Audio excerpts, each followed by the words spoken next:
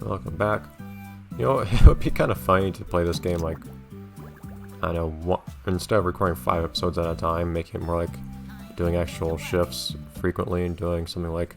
Actually, since I'm doing 5 episodes a week, I could actually do like, record... Whoa, come on, potato.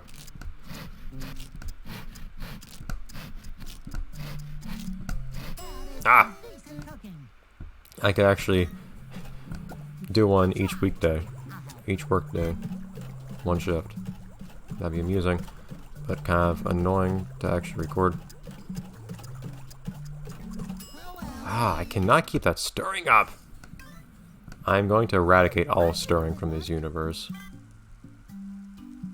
Mark my words. This will be a stir-free establishment. And so will every other if I have anything to say about it. Let me garnish. I can garnish. I guess I missed that one. I saw I was late. So I definitely clicked on it.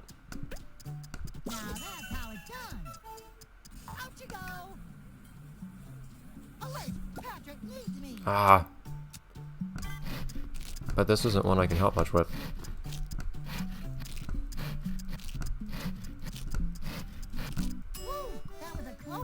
I guess I managed to get okay on every time. And it's really only a problem generally if I manage to get bad on something. Whoops.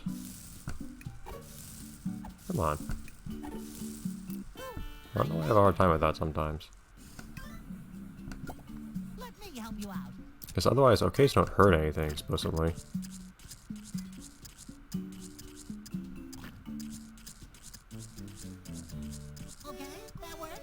I don't know what your standards are. I wish I knew the criteria for doing that properly.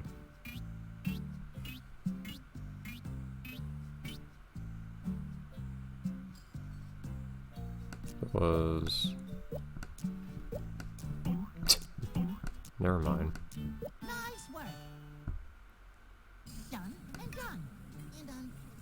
Seriously, Patrick still looks real wrong here.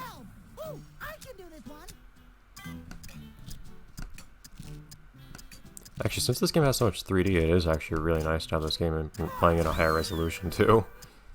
I can appreciate that. I had to cook in double the resolution. And usually the limiting factor in the graphical fidelity of DS games is actually the incredibly low, resolution of the DS, rather than polygons or anything like that. Like, Spongebob's model is pretty detailed, eh? And most other things here too. The limiting factor is just that on actual DS you can't see any of it. I guess I'm moving too slow. I was moving too fast originally. Oh nice. Everything's in a cluster here. It's easier when things draw nice clean lines in one way or another, but... Yeah, they do randomize the order, because the patio's on the bottom this time. That feels dishonest. I can slice onions, that's not a problem. And it is good for me to get perfects when I can. It does give me more money for one. But I can also safeguard against things like this.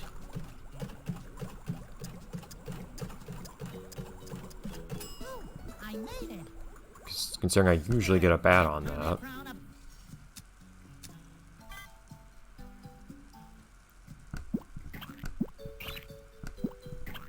Helps make up for a poor performance in one area. I would definitely always want to make sure that there aren't... I guess that there's not more than one minigame for a given food that I'm incapable of doing. And preferably having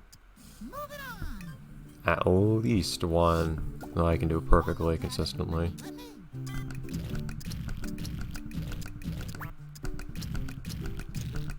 I imagine that lots of the food that gives us more money is going to have more difficult minigames later on. And there might also be things like what you see here, where sure, the cutting minigame isn't too hard, but there is some difficulty in that sometimes it's harder for some dishes than other dishes. So a more expensive dish might have a more difficult slicing game. Or not slicing, sawing. Help is on the way, Sandy! Help is on the way! Sandy, you have the easiest job. I don't think I've had any difficulty with anything. Well, no, I've had some silly mess ups with the memory minigame. But in general, I find the plating portion to be the easiest by a decent margin. It is kind of weird how we have sawing in more than one station, I feel like. Because otherwise every station has dedicated minigames. Ah! I hear my workers calling for me. I'll show you how.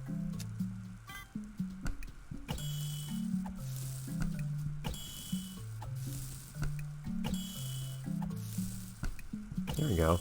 I don't know why I was doing that perfectly for a while and then I started messing it up. Maybe I just got too confident and stopped paying attention.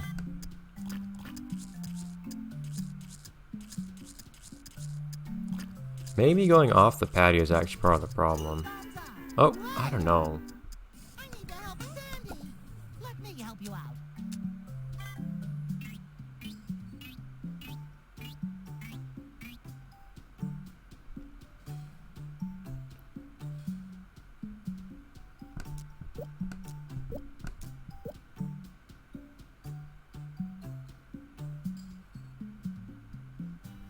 Wait. Oh, never mind. I feel like I was doing really well on that one too, throughout every stage, but oh well.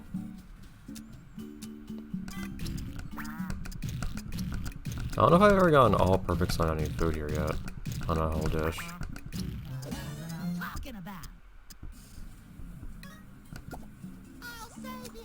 I'm probably not gonna do it on this one.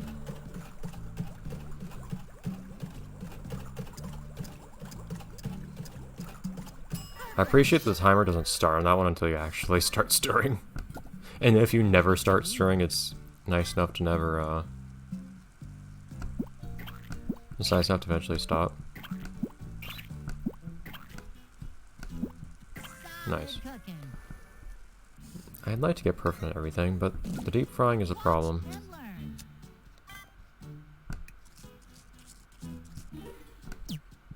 Hey.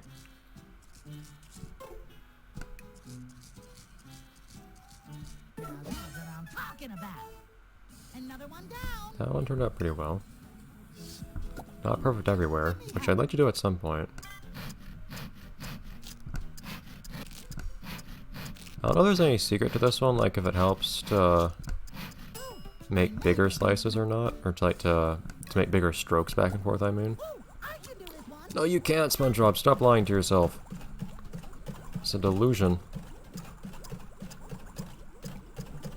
Perpetrated by bad business interests. No, I'm gonna have to make up for this one on the presentation stage. Or on the plating, I mean.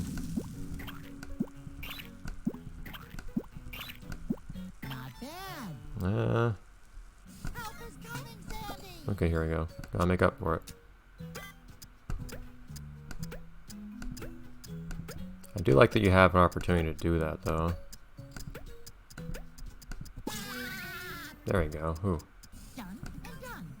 Even then, you still have, it's seemingly two squares you can, or two triangles you can lose. Before you, or at least two. Before the actual quality of your food suffers, which makes you wonder how tough this might get later if right now I'm having no problem with that. Even when the minigames give me issues. Right now it feels very forgiving.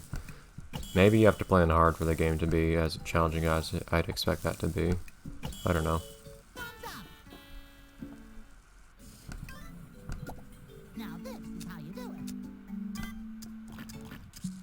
Maybe okay is really just supposed to be just that, okay. As opposed to anything else. Right, or in the sense that perfect is actually supposed to be like, if you do really good. It's not supposed to be easy to get perfect. Was not paying enough attention there. Woo, that was a close one. It's bad when I talk over that part. Oh, we have a challenge after this, so I guess that's how we get up the rest of our time. A new recipe? For me, time to go for the easy, extra challenge. It's not really extra, but yeah. Hello, challenge, sir.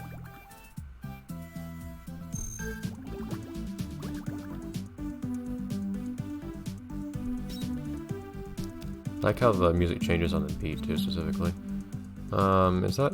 so that makes more money. Pound, slice... That's slicing. I like pounding, honestly. That's pretty easy on me.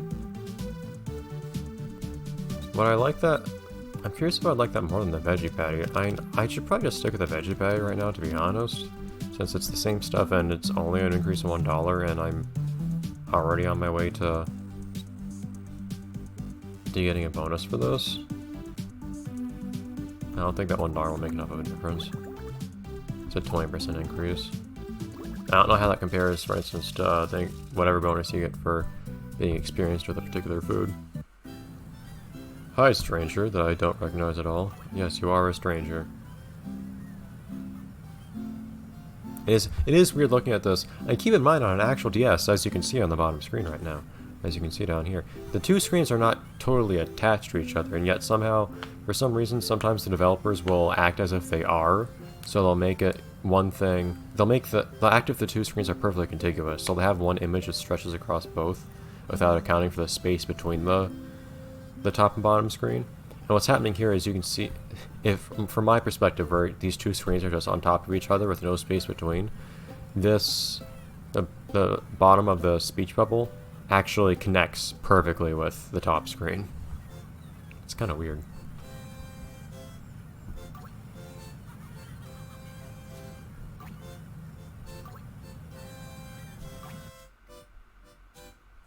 $90 seconds for fries, sure.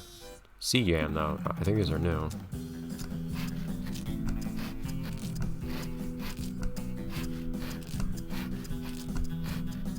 So I have a total time limit, which is interesting. Of course I have to stir things.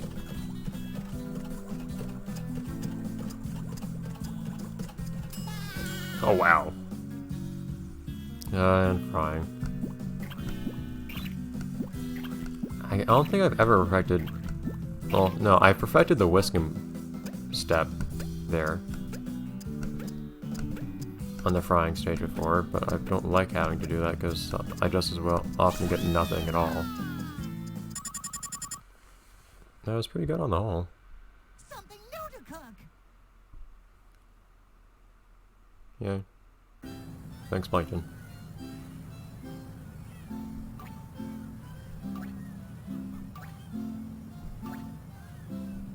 Cool. Okay, that had me done. We're still in episode 1, too. Are you guys learning things? You better.